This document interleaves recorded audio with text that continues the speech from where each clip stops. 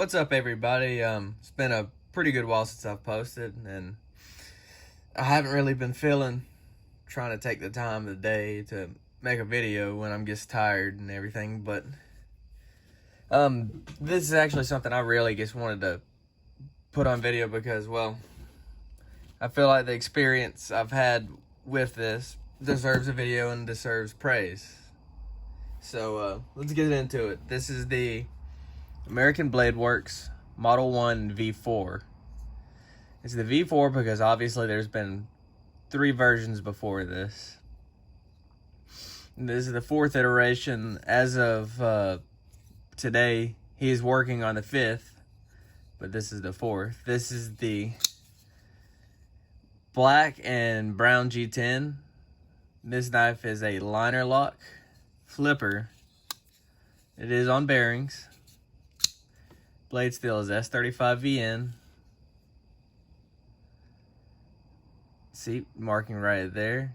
I'll get into that a little bit more. This is an American-made knife. They are made in North Carolina, I believe. Like I said, American Blade Works. So, I'll start with this. I'll give an overview of the knife, what I think of it. Then I'll tell you about my experience with the maker. So this knife is just a no frills, meant to be in your pocket work knife. Nothing special, nothing fancy, just meant to work. You can tell I've used this. Its blade's a little bit, it's dirty. I've used it for work tasks. I've used it for just basic things here at home. Little things here and there in my little shop. All kinds of stuff. Just here and there things. So, it's a 3 1/4 inch blade. It is bead blasted, so this will rust. My first day carrying this, I had red rust on the blade. And I do believe I have a little bit right here I need to take care of. A little bit right there. See? It's no big deal. I use maybe just a splash of brake cleaner. This is my preferred method. I do believe these blades are hand ground though. This knife is CNC cut out and milled, but I do believe the blades now are hand ground. And to me, it looks like the grind is low, a little bit lower, and then a little bit higher on this side, which does not bother me. It's a $180 knife. It's made in a one-man shop. I don't expect 100% perfection, and the grinds may not be off. It just may be my eyes deceiving me. It just looks, see, there's the end of the flat right there, but the end of the flat comes to right here on this side, which is no problem. Like I said, I struggle with that, and I'm an amateur maker myself, and to me, that's one of the hardest parts of grinding is getting an even grind. But anyways, the handle is, well, I got a tape measure right here. Almost a 5-inch handle. Call it 4 3/4 inch handle. So you can get a nice purchase on this knife. Really nice purchase. Kind of a hit I have on this knife is the pocket clip. I do like that there is a gap where it can fit in my work pants, but I do have a pair of pants or two where this just does not sit down far enough and it wants to float around at the top edge of the pocket, which again is no big deal, but I'd like to see something with maybe a little bit more ramp to it, if you know what I mean. Like I guess you could say like a Spyderco ramp type, where it's flat spoon, that you got that little spoon at the end. That's my personal preference. Like I said, I don't know if I mentioned this, it is titanium backspacer and titanium liners. I believe These are caged bearings in here. I can't remember if they're ceramic or steel. He has custom hardware, American Bladeworks, as you can see. I'm about as coordinated as a three-legged dog on a wet trampoline. This is the pouch that it comes in. Gets a nice zipper pouch with a microfiber interior.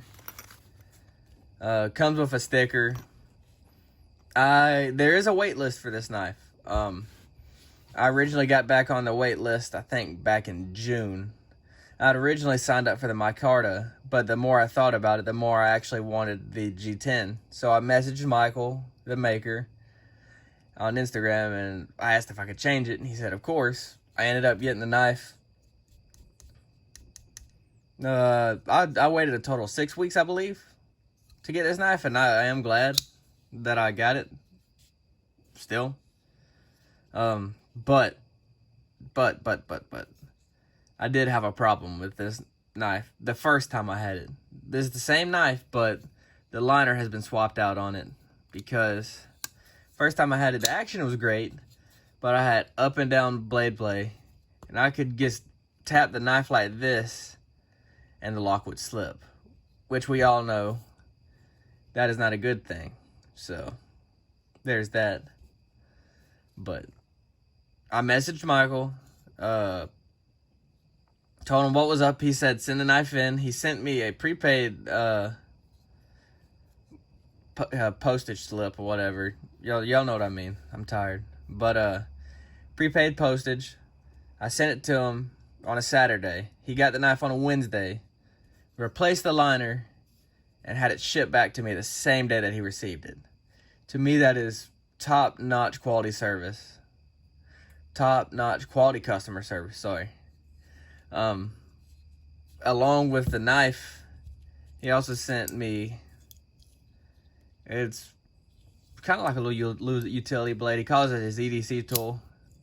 It takes X-Acto blades. This one is stainless steel. I believe he makes them in brass as well. Spring loaded. It's cool. It came with this braided split ring, you know, with the threaded in, which is cool. I'm not gonna keep the keychain on here. I'll probably end up using this for maybe my work keys. Keep like my cat and Komatsu keys, keep them on here, because probably a better purpose for this. And then he also sent this little titanium pry bar slash bottle opener, which is cool. I'll keep this beside, you know, the beer fridge, just whenever I drink a Yingling or any kind of good beer that doesn't have a pop top, like Guinness, something like that. Just I can pop it open. But y'all don't care what kind of beer I drink. Why am I even talking about it? But the pry bar works fine. I've used it for little minuscule tasks. It's not a big pry bar, so it's not going to be, you know, taking on big task. But to me, American Bladeworks is a very up-and-coming company, and I do believe he should be supported. The wait list, I believe, is still probably around the same time as I got this knife a couple months ago. And like I said, $180. I guess this could be considered a mid-tech knife, because it's, I don't know. I don't know how all of that works. I wouldn't consider it a custom knife. I wouldn't consider it a production knife, so I'm going to say mid-tech. I definitely feel like this is worth checking out. It's a very simple design, just meant to be carried and used. And to me, that's a beautiful thing.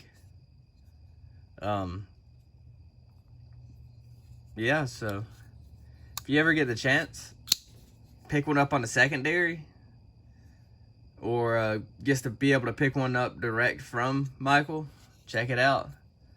And if you buy in the secondary, there is, with the V1s, they had a milled blade.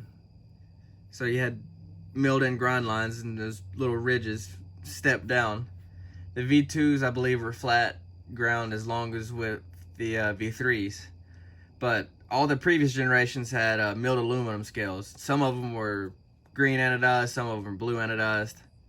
Personally, I prefer the G10. I was going to pick up a V3, but it actually sold out, so I decided to just get on the waiting list for the V4. And I'm very glad I did overall. But y'all have a good night, and maybe I'll post another video one day. Who knows? Y'all take care.